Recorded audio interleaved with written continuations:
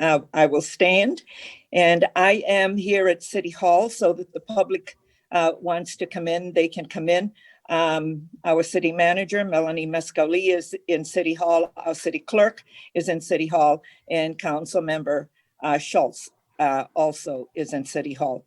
So let's stand for a moment of silence, followed by the Pledge of Allegiance.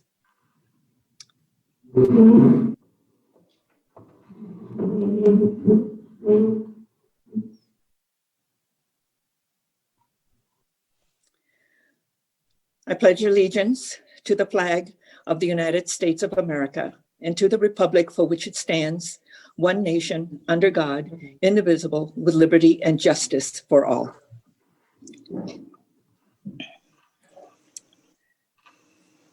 Now, as we continue to move through this pandemic, we continue to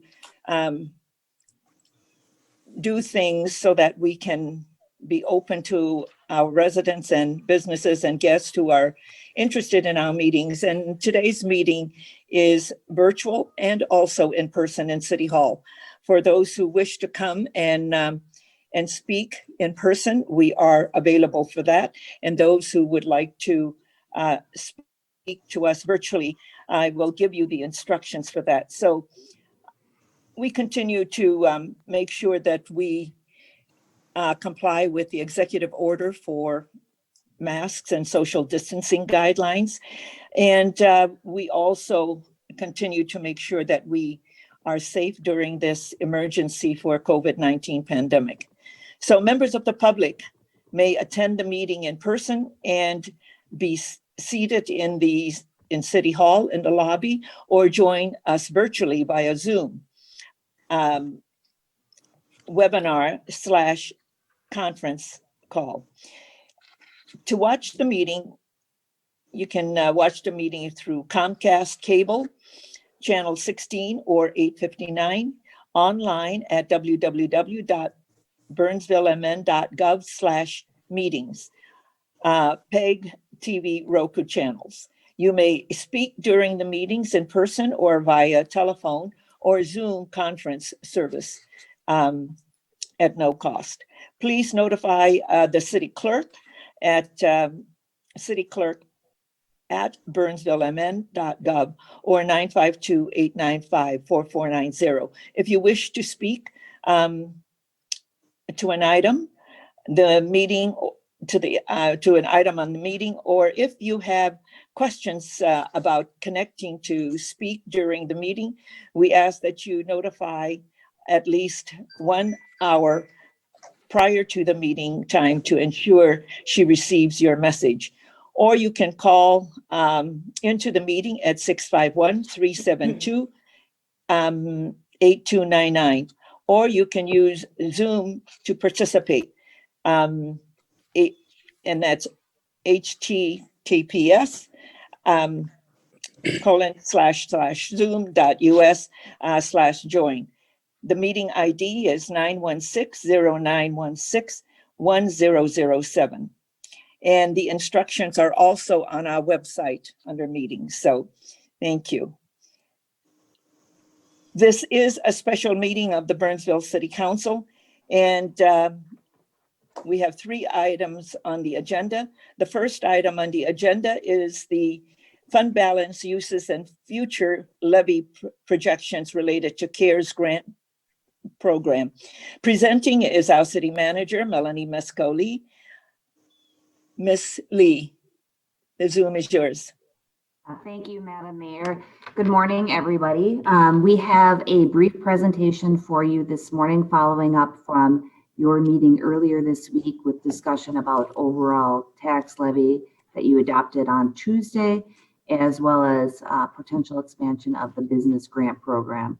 My suggestion this morning is that we walk through items 1 and 2 together, and then at the end, the council can choose what action they wish to take on the resolution amending the grant program, and we can go from there. So with that, we can go ahead and get started. Next slide, please. Next slide, please. So as we prepared additional information for the council.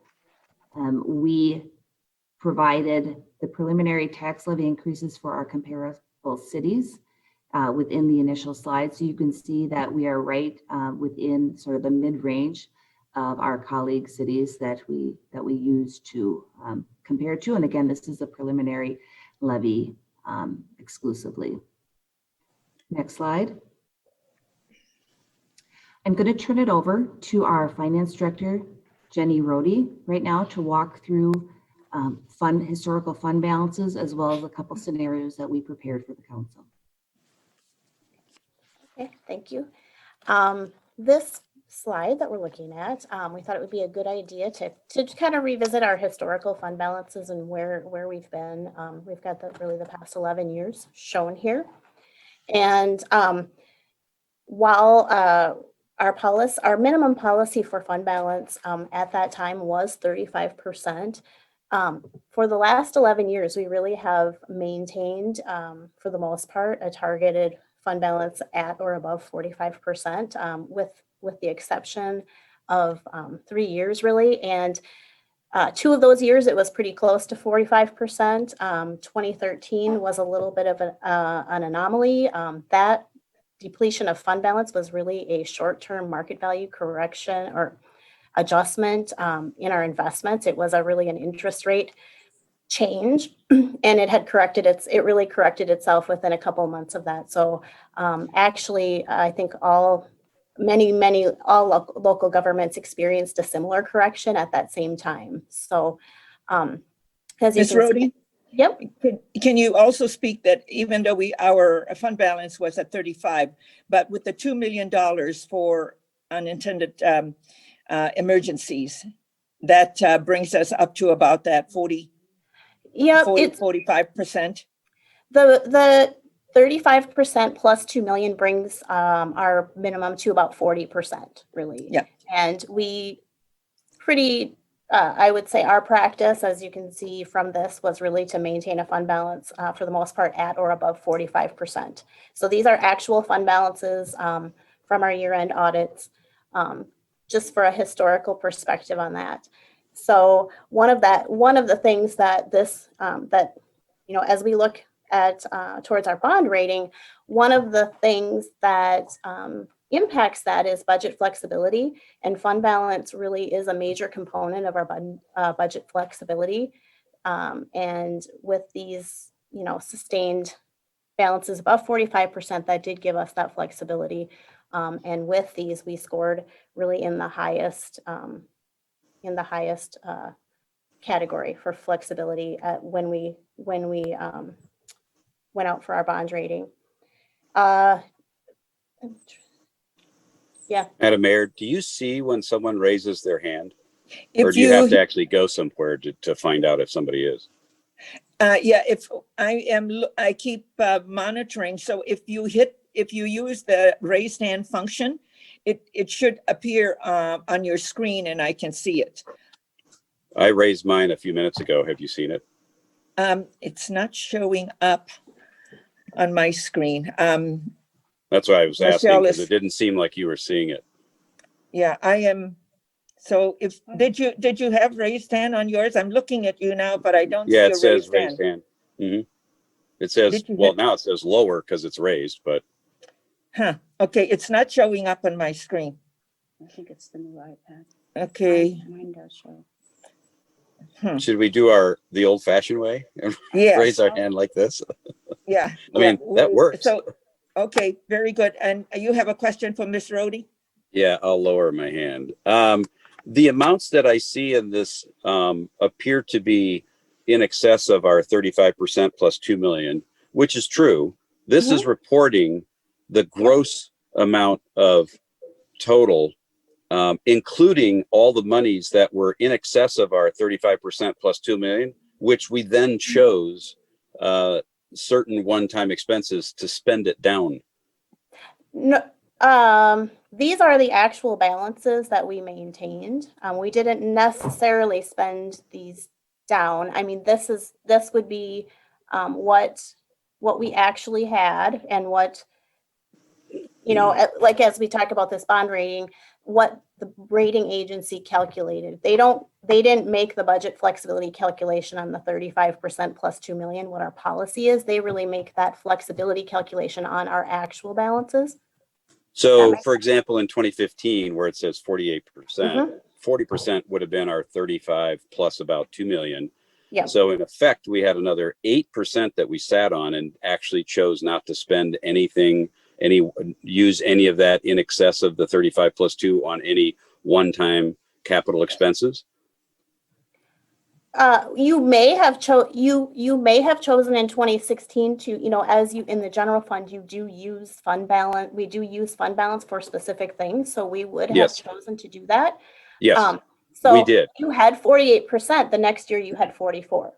Right. And Yeah. and each year, so it's one of those things where these numbers are a bit misleading because they are a snapshot in time, but They they are. don't tell you how much we used of that 48% in the following year. And then during that same following year, we actually accrued potentially more. So by the time we got to the end of the year, the budget savings from good staff management would have essentially refilled it. And in this case, we spent Mhm. down quite a bit and it refilled it to where it maintained a 44 the following year.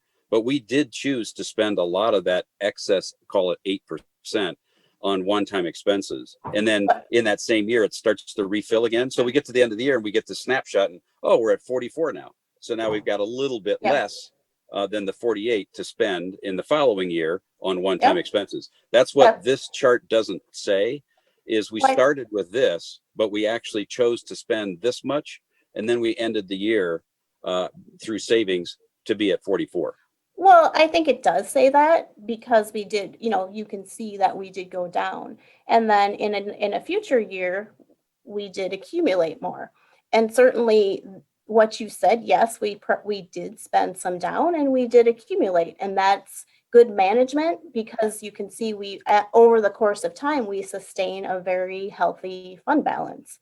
And it helps us respond to any uncertainties or any unexpected things that do come up. So the rating agencies are going to use our actual balance Yes. in their calculation when they look Right. at flexibility.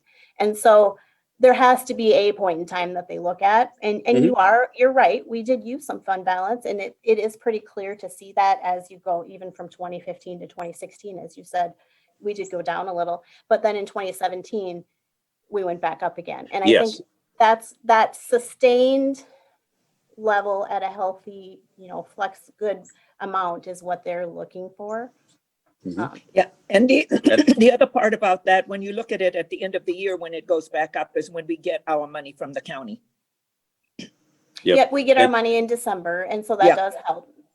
Yep. So ultimately, what's missing off this chart is what was the actual amount that exceeded the 35 plus the 2 million that the council chose to do something with each year. And we had a chart years ago. We asked for something like that. And we saw, okay, this year we ended up adding an extra $500,000 to the unspent reserve because it was a tighter year. We had some unexpected expenses or revenues didn't quite come in at the same. And then the very next year we see, oh, we added 1.2 million to the reserves because that year we had good revenues and we ended up saving, and things just in a budget year there's so many moving parts that you end up every year with adding more to it. Sometimes you add very little, and sometimes you add a lot. Like in 2019, we added a lot, even though every time we add to it, we always chose to spend some of it, if not all of it, in excess of that 2 million over the 35 cap on a lot of wish list items like Parks Department had things, capital investments throughout the city. And so what's not shown on this chart is how much we were adding each year and how much we chose to spend of it. But I get where you're coming from. This is the number that the rating agencies look at. And as you can see, we've been very strong, well above our 35 plus 2. And this is the general funds spending. So really the capital investment, except for some specific items, isn't really coming out of this. Yeah, and I wasn't speaking of capital investments at all. That's not what I'm saying. Oh, This I is thought I general heard you fund say excess. Mhm. And when we had, let's say we just, in 1 year, we had 2 million. So we had 35% plus 2 million plus another 2 million. We said, all right, what's on our wish list of things that we'd like to get to that may not have been able to be funded? And we would choose to spend, and it might be one thing, it might be four things that would end up spending that 2 million on. And usually we didn't spend all of it. We didn't leave exactly 35% plus 2 million. We might spend $1.5 million if there was 2 million. But that historical evidence and historical booking and those one-time expenses are all in our books. So it is something that could be reported on, though we didn't specifically ask for it. I just want to point that out because that we're dealing with something that I've been dealing with for 14 years. And I know this very, very well. Mhm. We, every single year, took our 35% plus the 2 million, said, all right, set that aside. What do we got left? Oh, we now have accumulated, because we did such a great job in saving money, an extra 2 million. What is it that we want to use that for as a one-time expense? Because it can't go toward, we didn't use it toward the levy, except for the ice center. That was a planned 10-year, 140,000 a Right. year use of that excess. And so this is a snapshot in time, and I don't have a problem with it, but it's not the complete story of what each year's excess money was.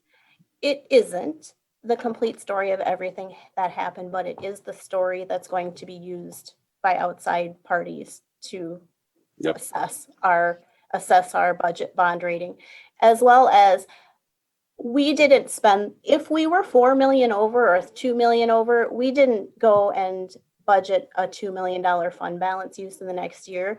We looked at what we needed to do. Oftentimes it was much less than that. That's where some of this accumulation comes from, as well as good budget management as well, as you mentioned. So while there are things that change and go on during the year, and there are ways we do spend down fund balance, this is what's going to be assessed when we're scored. Yep. Ultimately. It's So- basically our starting point. It's the ending point of the year, but it's our starting point for the council when we decide, all right, we've got an extra $1 or $2 or whatever it is. What is it that we want to use these one time? And sometimes we let it go. If we only accumulated $500,000 in 1 year, we might have chosen not to do any one time other than the programmed, Well- like that 140,000 and a couple other things. And I think too, you can, the accumulation from year to year, even if you look like, let's take an example, like between 2010 and 2011, if we went back and looked at the actual activity, we probably didn't plan to spend down that entire amount, and therefore we did accumulate more. It doesn't we don't exactly spend down when we had over that. It kind of depends what needed to be accomplished at that point in time. Agreed. All right. So Okay. I just wanted to point that out. It's not represented in these numbers. It kind of looks like we have, wow, we were 35% plus 2 million is 40, and we were always well above that, except for 2013, of course.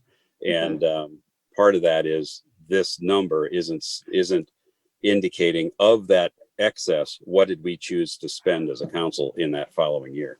But ultimately it is, but it's reflective of the actual activity. And sometimes the actual activity is higher or lower. In the 1 year we had an unusual 3.5, I think it was over a $3 million correction on our market value of investments. And that, we still went to 37%. So, and there's other times where we went down and we didn't go below, our 35% plus 2 million because we had adequate fund balance.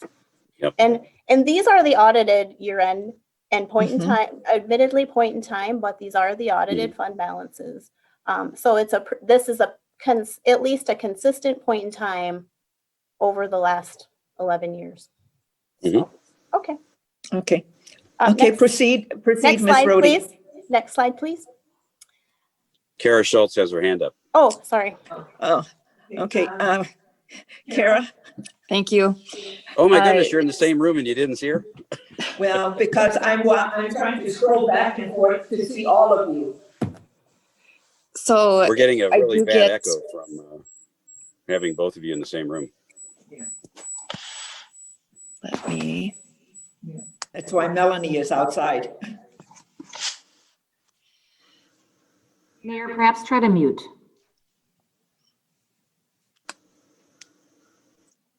okay, so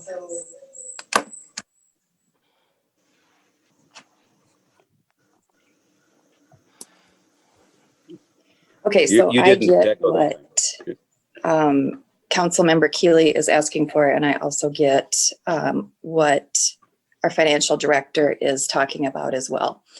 And the problem is the information being given is talking about end of year to be shown for our bond rating. And the information that we're looking for right now is for making a policy decision as a starting place, and how we do that from year to year as starting place to what we do during the year and the end. So I think the discrepancy is both information is correct. And there's a place for both sets of information, but we're in a starting point policy discussion area where we're looking for information on how have we treated fund balance historically, not a snapshot in the year, but how do we treat that historically through the year, year to year? And that was probably a miscommunication on our part over the information that we were looking for, because you did provide the information that we asked for. Literally, we just didn't, I don't think we articulated well enough what we were looking for in this as a policy discussion. So I think it's just a difference in where we're at this moment to help make decisions right now. That's my thing of it. All the information is correct. It is what we asked for, but we did not ask for the absolutely correct defined information perhaps. So apologies for that. And I think that's where we're getting off. And I think that's why we're going back and forth over this particular piece. And I think that there is, maybe, I don't know if this will help. Yes, we do make decisions to spend down a portion of fund balance policy each year as we go through the budget process. It may not be, if we don't necessarily plan to spend exactly what is over our policy minimum every year. It depends on what projects are there and what's yet to be done. So maybe we should go to the next slide and we can take a look at some of these projections and we can go from there. This scenario just is what was presented and approved Tuesday as the max tax and projected property tax levy.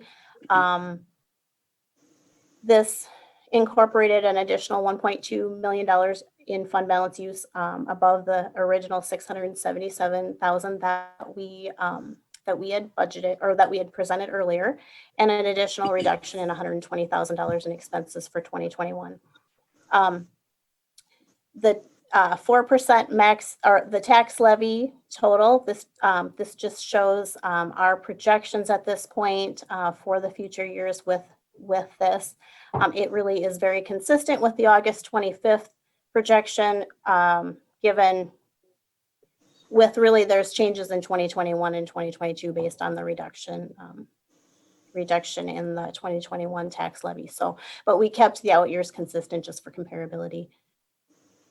Fund balance, and what it does to fund balance, this just shows where based on these tax levies and these assumptions, where the fund balance would be over the next 5 years. It gives us a little historical context with 2019 and 2020 as shown on Tuesday night. That was assuming the 3.4 in CARES use.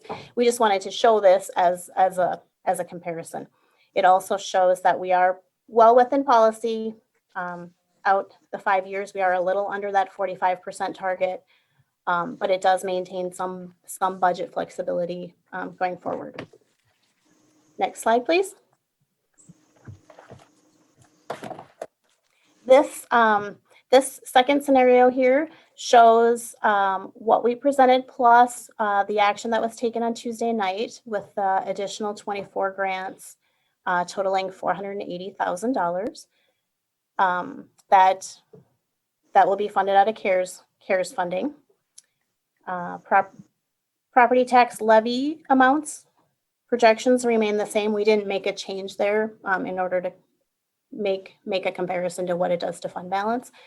Fund balance levels at this scenario do decrease a little bit. We're a little bit more under that 45% target. It gives us a little less flexibility going out. 2021, we are above that 47%, well consistent with what where we've been in previous years. Next slide, please. This scenario does expand that CARES grant funding to those additional 46 businesses. It also includes additional 161,000 in hospital funding. With those additional 46 CARES grants for businesses, we're assuming a joint effort with the county where we're funding an additional 10,000, and then the other 24 at 20,000. So it's totaling about $1.1 million. Yeah, I see your hand. Yeah, okay. Councilmember Keeley. Thank you, Madam Mayor. Sorry. You know, and I appreciate, this is the slide that I was most interested in.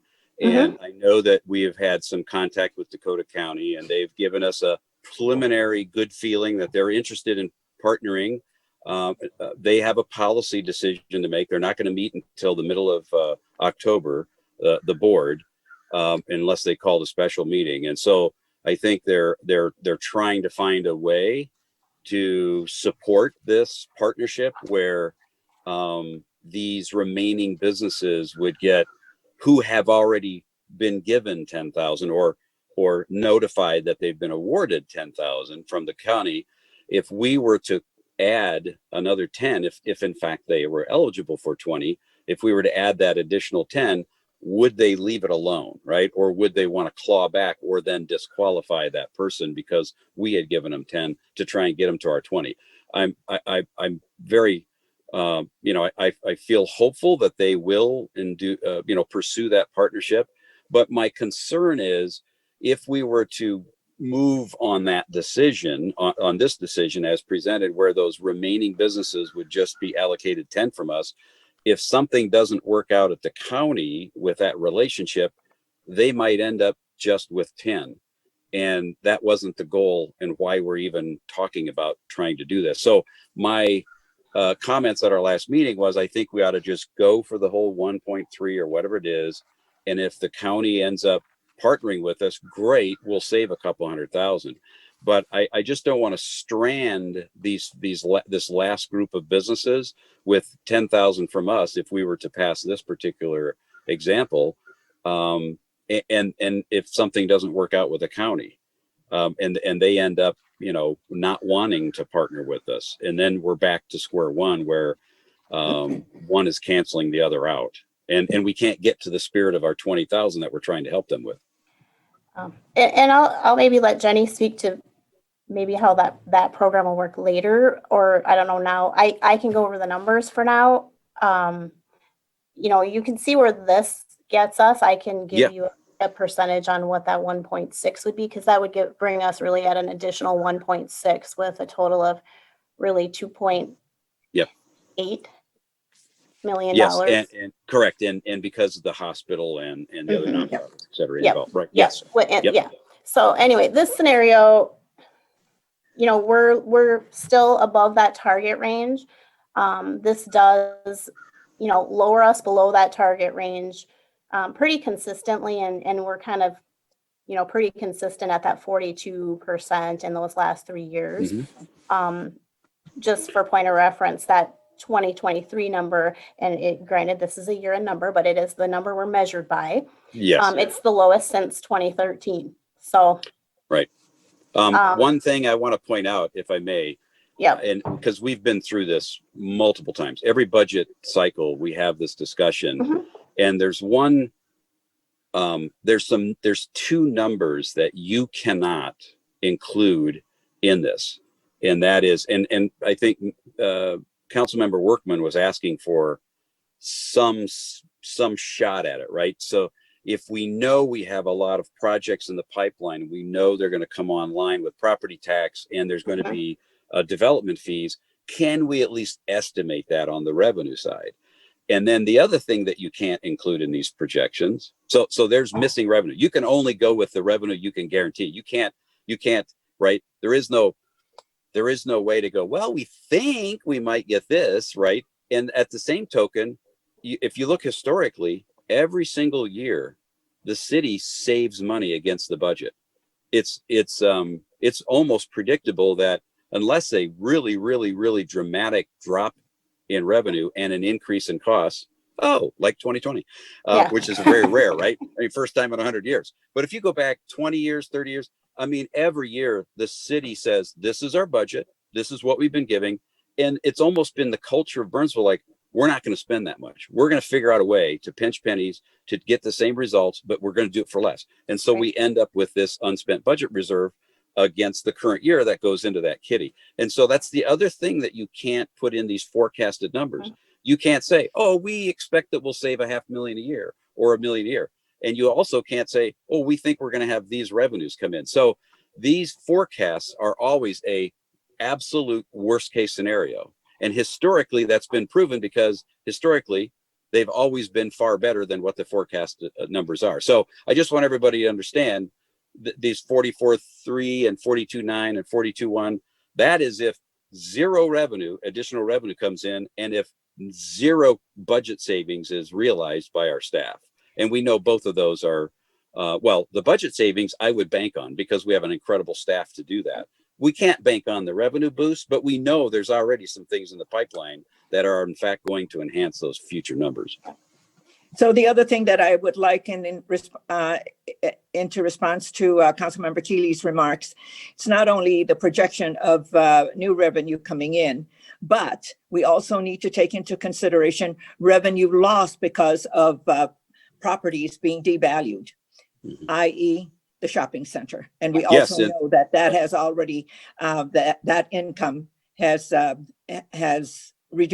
been reduced. And there are many properties that have been devalued so that income is not there. So you have to look at both sides of the equation. And agreed, Madam Mayor, that's a good point.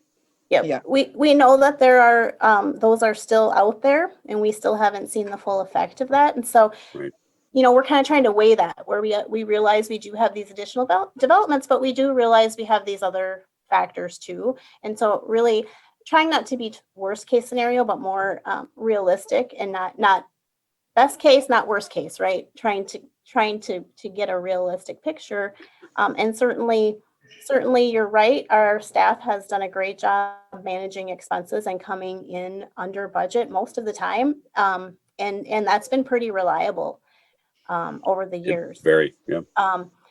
And we do just have, I think, as you said, we just have an additional layer of uncertainty going forward, not knowing really when things are kind of going to get back to a more normal, so that also adds complication when you're looking at projecting out and wanting to make sure that we're conservative enough so that we don't leave ourselves short and we are able to respond to unexpected circumstances. So, when we went into this, we didn't know the feds would put the CARES Act fund together and we didn't know we'd get 4.7 million. We don't know, even though the feds are working on a CARES Act 2, and the Republicans and Democrats have not been able to come together on a number, but the Democrats are putting together 2.4 billion. So they've come down from their 3 billion. They're moving a little bit. The Republicans are moving up a little bit. Eventually, they're going to find a place, and we may end up seeing a CARES Act 2 come together. But we can't plan on it. That's not something that we can forecast and plan on. When it happens, and then we're just benefited by it. Okay. All right, Ms. Rohde, can you proceed so that we can get through your presentation? This was my last slide on that. I can give you just kind of verbally a flavor for where we would be with the full 1.6, and it would really take us kind of below our target for those same 4 years with a fund balance.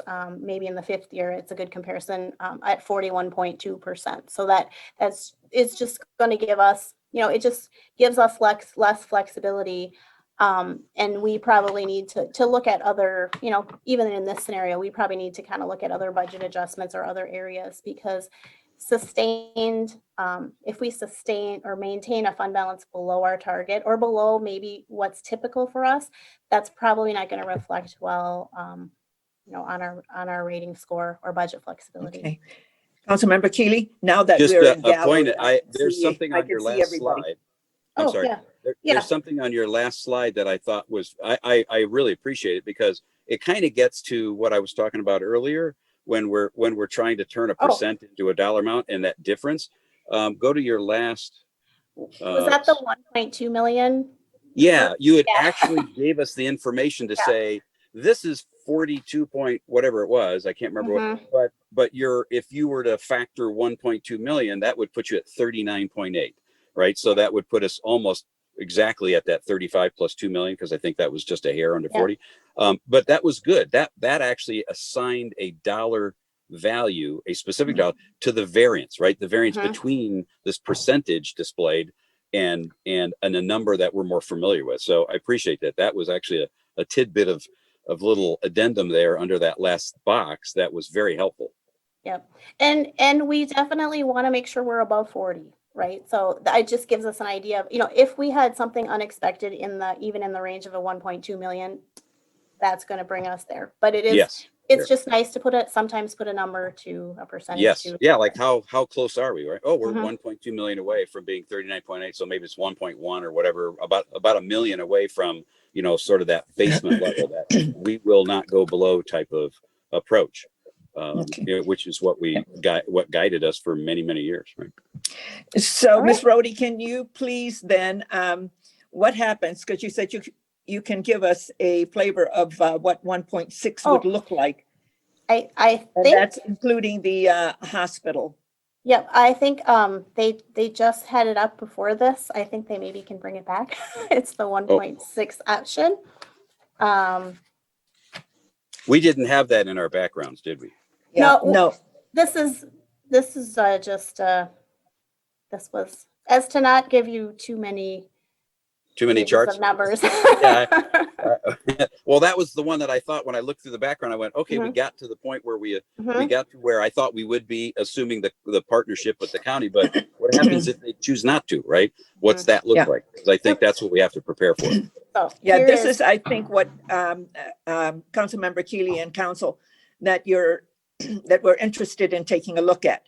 The 4% max tax, the 1.6 for the 70 CARES grant, and the 161 for the hospital. That's what's reflected here. Correct, Ms. Rhodey? yes. Yes, thank you. So, and and what Melon, do you have any questions about this before I go back to our city manager, Ms. Lee, because she wanted to have item number 2 also reported on, and that's Ms. Faulkner has that. Is that correct, Ms. Lee? Let me unmute myself. Yeah, Madam Mayor and Council, that was our suggestion, is these two issues are interconnected. Yes, they are. Fund balance and levy. So we thought it was appropriate to present the information together. So Okay. if there are no further questions at this time for Ms. Rhodey, we can turn it over to Ms. Faulkner. Okay. Ms. Faulkner. Good morning, Madam Mayor, members of the council. So we've had a fun week giving out checks today for being there. I shared some of those photos yesterday. We did have a discussion with the county this week, a couple of them, and as Councilmember Keely indicated, they went well. They seem to want to partner with us. They need to figure out how that process could look on their end.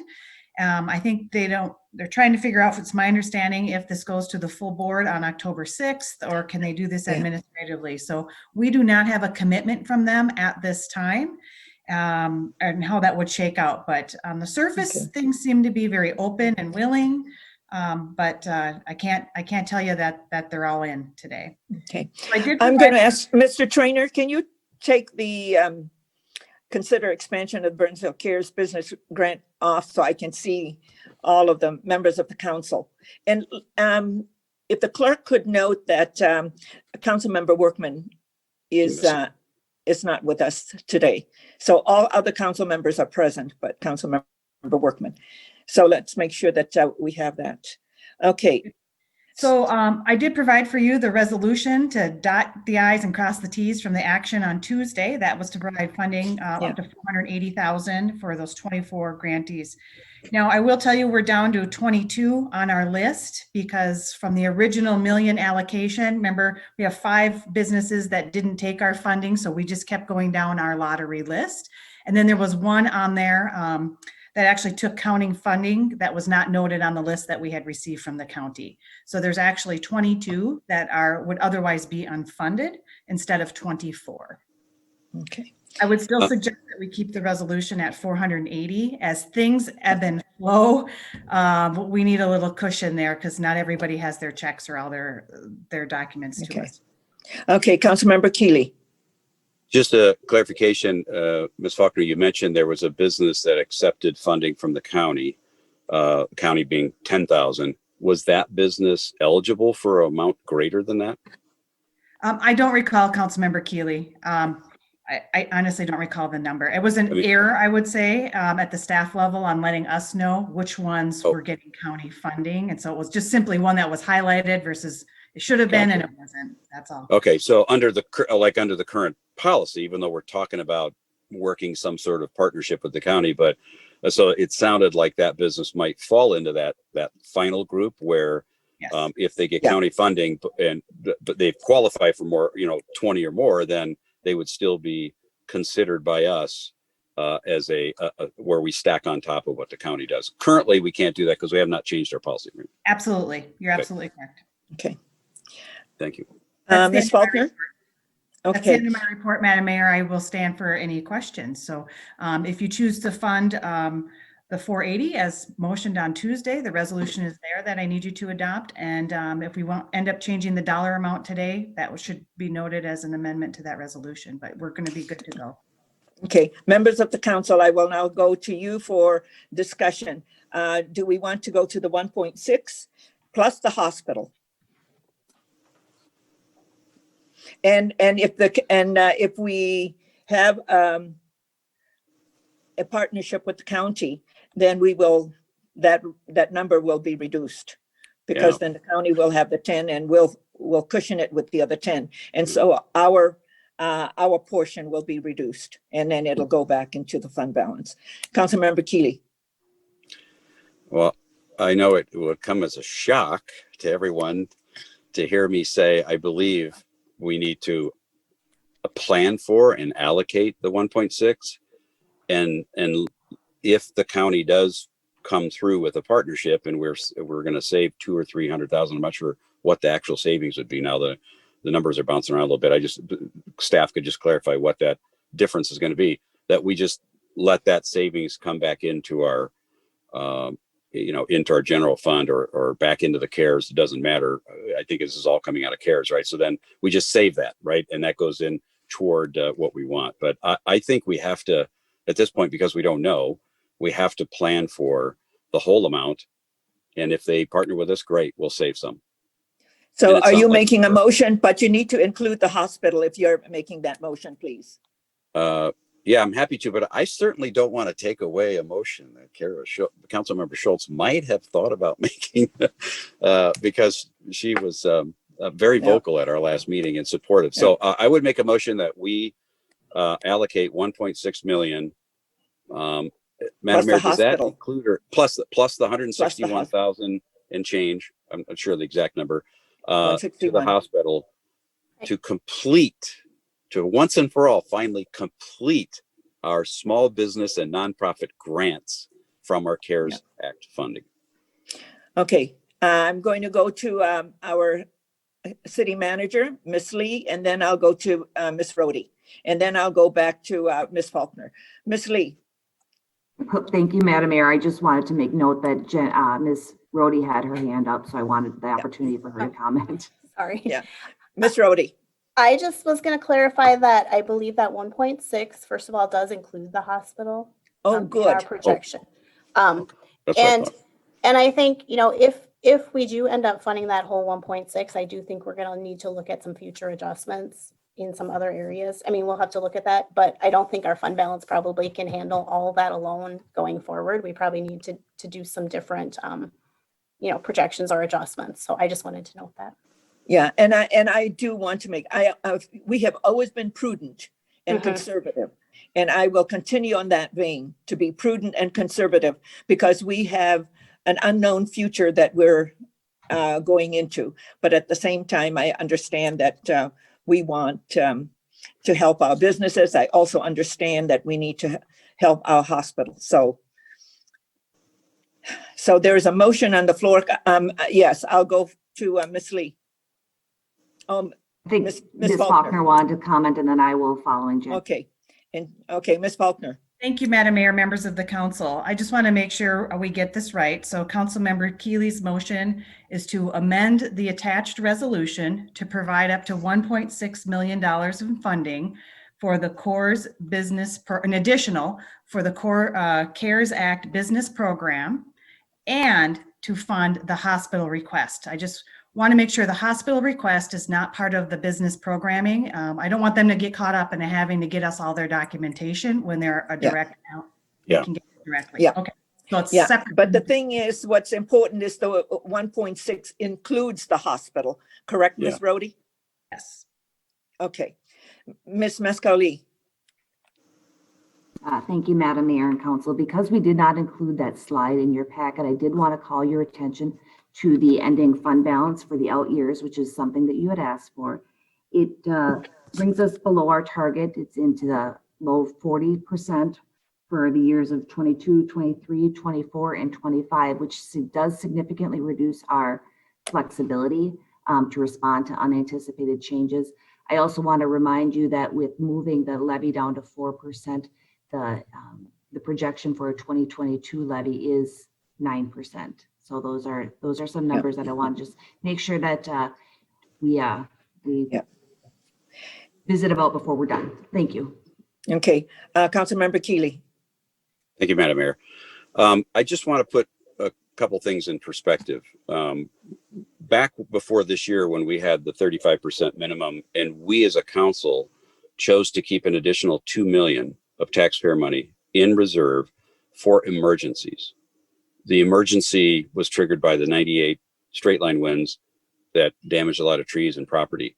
And we thought, let's always have an extra $2 million beyond what the state required us to have it for cash flow, but for emergencies. And I started to think to myself, isn't what we're going through right now an emergency? It was declared as an emergency by the governor. And yet we have maintained untouching that 2 million. And we're still in excess of that 2 million, even with this 1.6 spend. And we're going to end up at 41 point something. We actually have never even touched the 2 million in an emergency year, something that we set aside for an emergency. So not only are we not spending the funds that we set aside for the emergency, but we're also padding on top of it. And so I have no concerns whatsoever about the 41.2 or 9 or whatever that chart showed, because not only is that still a very solid number, it still doesn't even dip into the 2 million, which I believe we should have by rights. We could have been able to and should have considered dipping into it and going down to the 35% in a year when there's an emergency the size of this pandemic. And so I think we're still on very solid ground. If that doesn't qualify as prudent conservative budgeting, setting aside 2 million, leaving it there for 20 years, and then in a pandemic, we still don't even touch it. We actually increase it. I think we're on good, solid ground. I don't think we have anything to be concerned about. And I don't want any of this, these warning signs of, well, we don't have anything, or doesn't give us much if there's a future issue.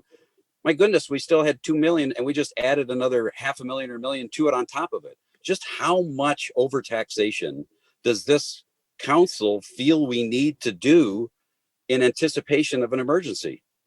And so let's keep in mind, we never even touched our emergency fund in an emergency year. Never touched it. Okay. So I think we're not only on good solid ground, we're on even stronger ground than we were before. So I feel Okay. very confident going forward.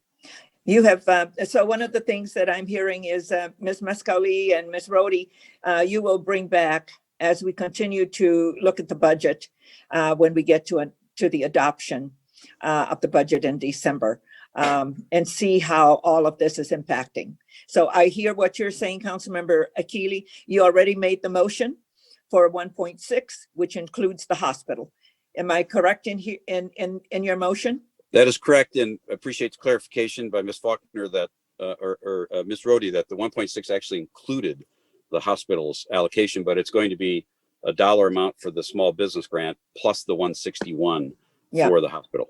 Yeah, and okay, and once Ms. Faulkner continues with her negotiations with the county and they agree to allow us to fund the 10, then we'll have that money back into our fund balance.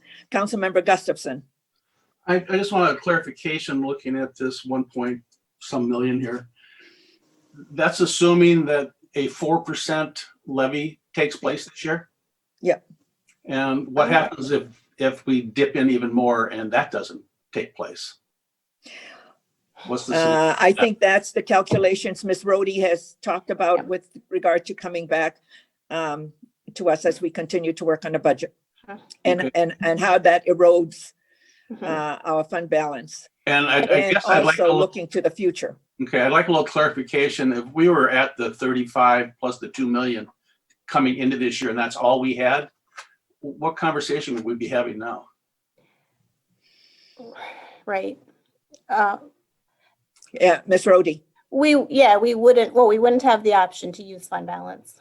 And certainly, our new policy sets a floor at 40. So we are going to, we really can't go below that consistently and not have a negative impact financially in the bond rating. So if you dip more into the 4%, that depending on how far you dip, you would go below your policy floor. And we'd have to implement a plan to build up fund balance a little bit in order, you really don't want to go below your fund balance floor.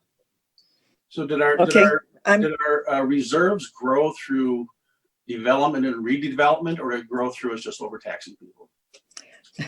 Ms. Rhodey. I think it's a combination of development, budget savings, and it fluctuates. And we didn't grow every year. You can see some years it declines and some years it grows because we had probably some unexpected things come up. Maybe revenues didn't come in what we thought they were. So that's why you have it, not to grow, but in order to respond to things that you didn't expect. And that's what I would say. And certainly, we did have a couple of years where it was below 45. It was 43 or 44, the one year where it did dip below. But consistently, we aren't growing it 1% every year. It is gonna fluctuate depending on actual activity. Does that answer the question? It does. Thank you. Yep. Okay. Let's see. I don't see any other hands up.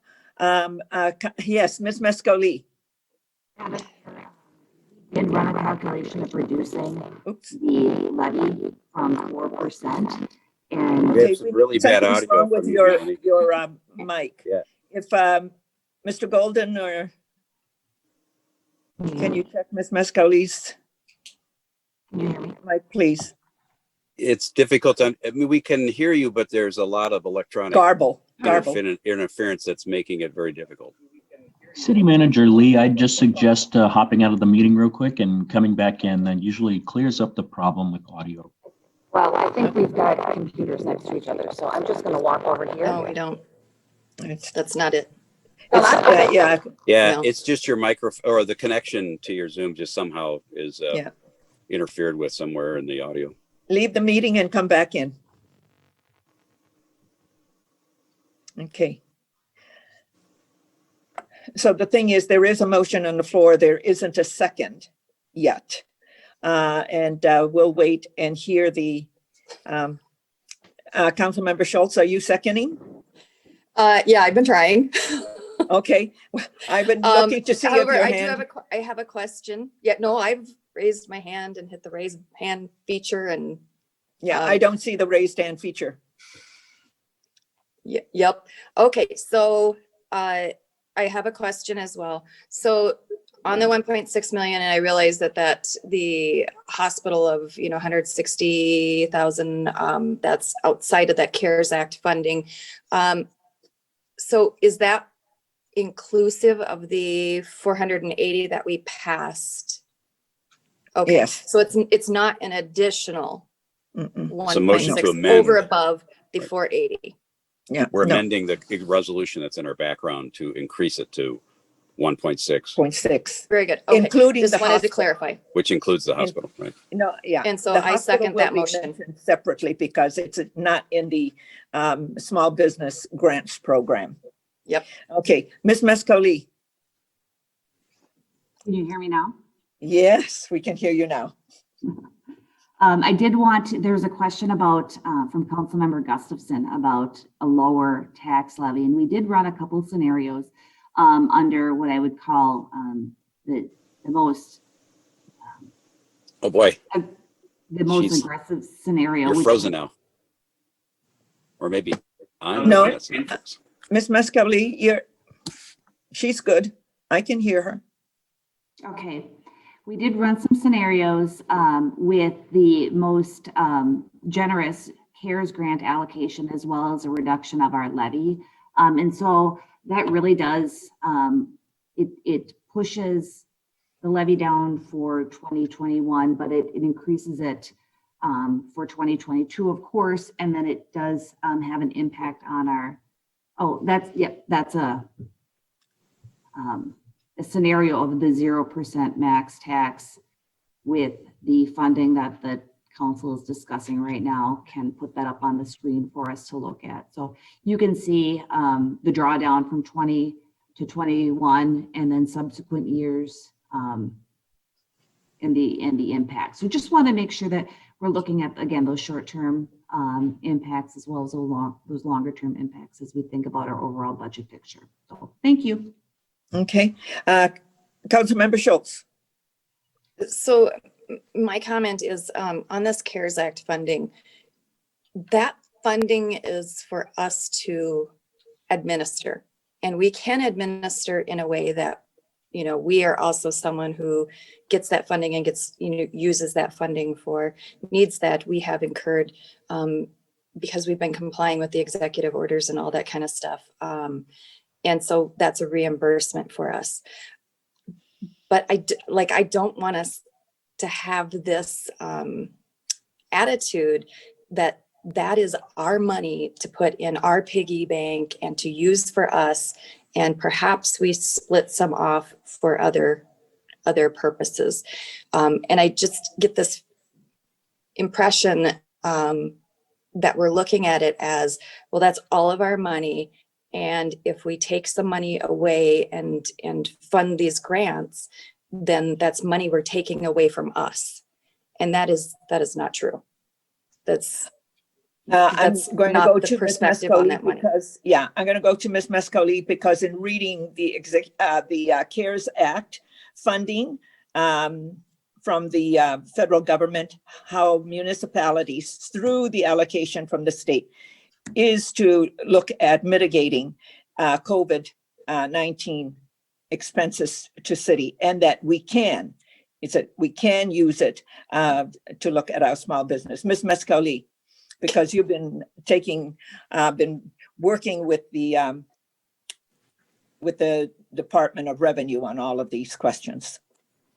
Madam Mayor and Council, I just want to clarify that staff is simply presenting information. These are Yeah. policy decisions, and we want to make sure you've got the information available to make the decision that you want. So the grant program, it is an absolutely eligible program. It has been very popularly received. So it is not intended to say this is our money or their money. It's intended to say there are options in how you can spend it, but there are impacts to that we want to make sure you're aware of. Okay, so there is a motion on the floor for 1.6, which includes the hospital. And so there's a second, and I'm going to call the question. All in favor, please say aye. Aye. I'm going to have the clerk, if the clerk can take the roll, please. Thank you, Madam Mayor. Councilmember Gustafson, No. Mayor Cowles, Aye. Councilmember Keely, Unmute. Councilmember Keely. Sorry, I just rejoined. I lost the meeting for a couple minutes and rejoined, and it defaulted to mute. I didn't even notice that. Aye. Sorry. Councilmember Schultz, Yes. What was that? Yes. Yes, okay. All right, the clerk has the division of the House. Okay. All right. Now, thank you, everybody. We now go to item number 3. And this is the mayor and council members' salaries. Presenting is our city clerk, Ms. Collins. thank you, Madam Mayor. As you can see from your background, we have done some survey information on the market cities, and Burnsville is still, as it was 2 years ago, the lowest paid account mayor and council. Our staff have evaluated this, and to get us to where we would be per our compensation philosophy, we recommend an increase to the council member's salary of $200 and an increase to the mayor's salary of $250 per month. Okay. Councilmember Keely. Sorry, I've got which hand? I moved my thing because of the lighting. I asked to have this brought back up, and there's a lot of reasons for that. Number one, it's been 14 years. We've basically had a pay freeze for 14 years. Through those early part of the 14 years was a bad recession, so it was a great, I think, the right thing to do. What has happened over the last 14 years is for anybody opting into health insurance, the pay freeze and the constant increases in healthcare costs have gotten to the point where if any one of us council members wanted to participate in the healthcare plan and have a lower deductible, it might actually require you to write a check every month to participate, because the $700 no longer is big enough to accommodate the out-of-pocket healthcare costs as far as a premium. So that was one thing that sort of crept up over the last few years that I started watching and going, this doesn't make much sense if you offer a benefit and then a council member has to write a check to access that benefit. And so that kind of tells you that maybe the healthcare costs have gotten so high that, and because we've been at the same number for so long, that it's become a little lopsided and challenging. The other thing is I started to look at just what are we making per hour? And on a 32-hour week at $700 a month, we're at $5.38 an hour. And honestly, and I want John to hear this, $5.38 an hour is kind of a little disrespectful to the people who run for office and do what they do and commit to the job they're doing. It's a bit challenging. Now, other cities do have some per diems that they add on for meetings. I mean, we spend an enormous amount of time in meetings, and we've decided that we did have a per diem at one point and we got rid of it. It's Very really quickly. a lot of paperwork. And yeah, it's a lot of paperwork, and it's a lot of, and so I thought, all right, yeah, I don't want to go there. And there's a couple cities that have very high council salaries, over $1,000, that also get per diem and also have benefits. So my actual suggestion today, because I believe it probably will be another 10 plus years before the council ends up doing anything, because this is truly as I've witnessed over the last 14 years, this is a slow moving process as far as salaries being changed. And it's worth saying, none of us are here for the money, period, end. Clearly at $5.38 an hour, we're not here for the money. We're doing this because we have a passion. We want to make a difference in our community. And so when when we see the other salaries kind of grow up over 1,000 and some with benefits, some without, you look at how much we're making, and I'm very, very happy that we offer benefits to our council members as 32-hour part-time or semi-full-time, I guess, 32-hour a week employees. I don't think it should be a situation where a future council member comes on board, wants to utilize the health insurance and says, oh, I have to choose an extraordinarily high deductible. Otherwise, I have to write a check to the city to be able to get the benefits. And so that is, I think that's become a problem. And so that was one of the triggers that caused me to say, all right, maybe after 14 years, it's time we really do look at this. My suggestion is based on using a number that is just, I would call it just a barometer. When you look at the federal minimum wage of $7.25, and you take that times 32 hours times 52 weeks, it comes out to be a little more than $1,000 a month, which would be my suggestion as we go from 700 to 1,000, a $300 increase, because it's probably going to stay there for at least 10 years. Okay, he's frozen out. Councilmember Keeley, if you could get off If the he meeting and hears then us. join back in. Yeah. Councilmember Keeley, leave the meeting and come back.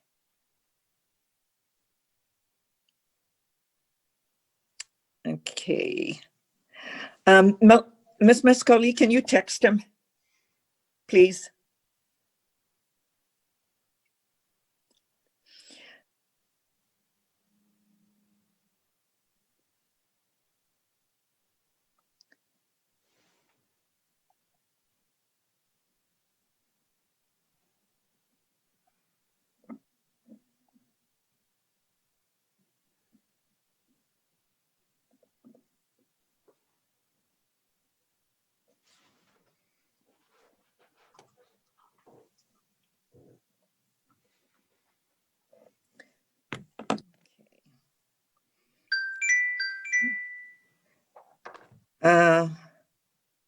Ms. Collins, did you want?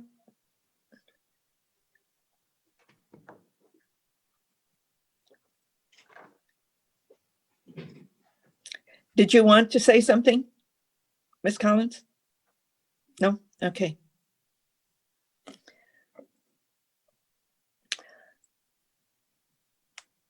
Okay. I know that Mr. Brian Knapp may want to address us. Ms. Collins is checking. Ms. Brian Knapp from the hospital.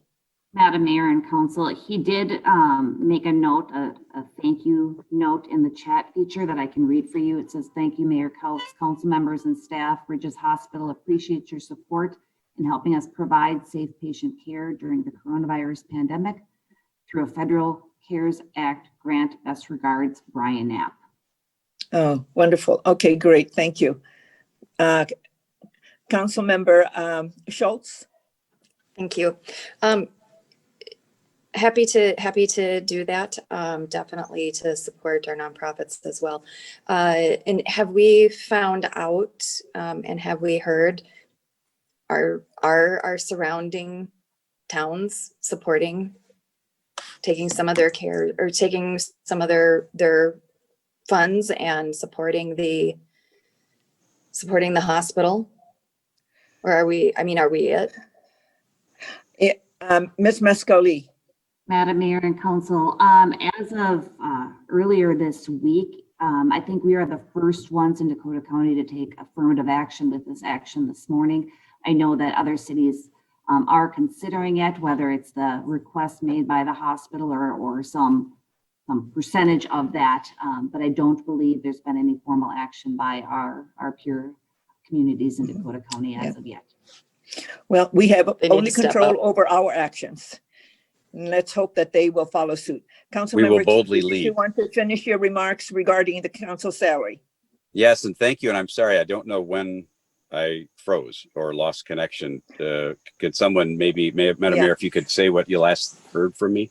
What you referred to is that it doesn't make sense when somebody becomes a council member or that they have to have a high deductible.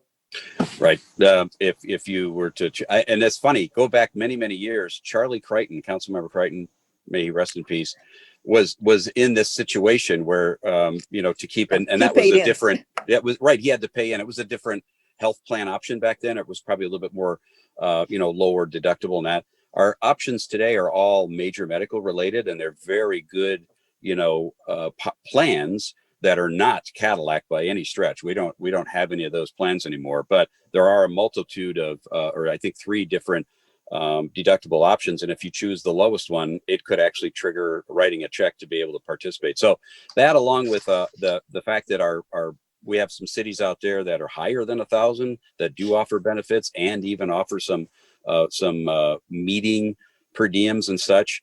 So we would not be going to the highest. We would not be, but we would return from the bottom to maybe in that upper third. And for the next 10 years, we'll probably slide down. So my motion today is to recommend that we, for 2021, that we change the council salaries to 1,000 and the mayor to 1,500, representing a $300 a month increase. Are you making that a motion, Councilmember Keeley? Yes, I think I just said that. I'm sorry. I'm making a motion to do that. Yes. Okay. Councilmember will Keeley, you- can I clarify that you want the $300 for both the mayor and council, correct? That is correct. I'm sorry, my audio might be breaking up. My motion is to increase the council salary starting in 2021 by $300 a month, including the mayor. So the new salaries would be 1,000 for council and 1,500 for the mayor. Or is it 1,300 for the mayor? What does the mayor make now? 1,200? 1,000. Oh, 1,000. So it'd be 1,300. 1,000. Sorry. So it'd be 1,300, 1,000 for the council and 1,300 for the mayor would be the new salaries. Sorry. Okay, there's a motion on the floor. Is there a second? I'll second that, Madam Mayor. Okay, Councilmember Gustafson seconds the motion. All in favor, please say aye. Aye. Would the clerk take the roll, please? Councilmember Gustafson, Aye. Mayor Couts, Aye. Councilmember Keeley, Aye. Councilmember Schultz. No. Okay, and the motion passes. So those are the items that's before us. And now I'd like to recognize Mr. Brian Knapp from the hospital. Yes, Ms. If I may, Collins. Mayor, just make one point of clarification, Mayor. The motion to amend your salaries is part of our city code, and we will need to adopt an ordinance at the next council meeting to ratify that. Yeah, it will be ratified, but the motion to increase the salaries has been adopted today. Okay, Mr. Golden or Mr. Trainer, can you let Mr. Knapp in the room, please? I believe I am in. Oh, Can you hear me? okay. But we don't see you on camera. Okay. Hello, Mr. Knapp. Yes, Welcome. yes. Thank you. Thank you, Mayor Couch, council members and staff. Ridges Hospital greatly appreciate your efforts to support us in providing safe patient care during the coronavirus pandemic. One of the questions asked that I heard at the end was about the status of other support from other municipalities that are part of our primary service area. And so Savage has approved in excess of $47,000. And we received a notification, or I did yesterday, that we should receive that check next week. We believe Rosemont and Egan are going to be moving ahead with something as well. And we're just trying to stay connected. Everybody's in process to varying degrees. So, and we think your support and the funding of the $161,000 will really help us actually and set a standard, as Ridges Hospital is located in Burnsville, and Burnsville represents the highest market share highest number of emergency visits, et cetera. So we think and thank you for setting this as a bar for other communities in our primary service areas. So, and as you can imagine, some of the challenges related to funding continue, and we have not updated our requests now that we've closed July and August, because I think if we submitted today, we would probably be in the $210,000 range that we otherwise for costs we're incurring that otherwise aren't reimbursable or fundable under any other source. So thank you so much. It's a blessing that we are located in your city, and we appreciate the support of you, Mayor Couts, the council, and staff here. So thank you very much. Well, thank you for watching and also speaking. You belong in Burnsville. The hospital belongs in Burnsville. I was there when we broke ground on that hospital. I was part of the chaplaincy program. Yes, you were. And we're actually just getting volunteers back. Yeah, and not necessarily patient facing, but we're getting them back to do activities just in the last 2 weeks. So thank you. Okay. Well, we're glad that we can help. And so thank you and have a wonderful weekend. Thank you. Thank you all. Okay. Thank you. Members of the council, there are no other items to come before us this morning, and a motion to adjourn is in order. Move to adjourn. Councilmember Gustafson makes motion, second by Councilmember Keely. The clerk, please take the roll. Councilmember Gustafson, Aye. Mayor Couts, Aye. Councilmember Keely, Aye. Councilmember Schultz. Yes. We stand adjourned. Thank you so much, everyone. Thank you, staff, for all of your hard and great work. We really appreciate all that you do. And thank you also for your service to the members of our community. You meet and exceed all expectations. Thank you.